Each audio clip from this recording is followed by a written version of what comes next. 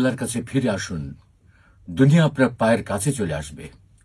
সুপ্রিয় দর্শক, আমরা অনেকেই আছি যারা মনে করি দুনিয়াটা মস্ত বড়, খাওয়া দাওয়া ফুর্তি করো।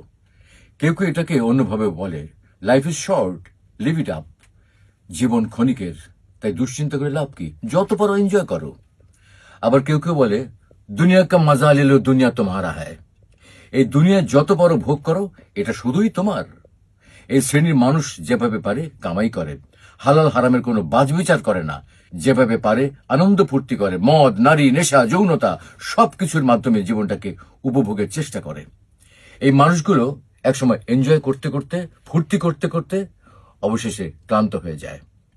তখন তাদের কাছে নেশা, যৌনতা যথেষ্ট মনে হয় না। মনে হয় যদি আরো কিছু করতে পারতাম। তাই তারা কি করবে ভেবে কুল পায় না।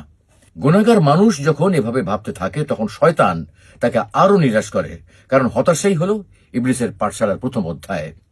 তাহলে চলুন আজ থেকে নারী, নেশা, যৌনতা রঙিন দুনিয়া ছেড়ে, পাপের ঘন কালো আঁধার ছেড়ে ইমানের ঝলমলে রাজপথে চলার দৃঢ় প্রতিজ্ঞা করি। গুনাহের প্রতি দুর্গন্ধময় গলি থেকে ইউটার্ন নিয়ে রবের প্রশান্তিময়, শান্ত, স্নিগ্ধ, সুশোভিত, সুবাসিত পথে হাঁটা ধরি। আল্লাহ রাব্বুল আলামিন আমাদের সকলকে তার কাছে ফিরে আসার তৌফিক দান করুন। অকল্পনীয় জায়গা থেকে আশাতীত পরিমাণে রিজিক লাভ করার তৌফিক দান করুন। আমিন।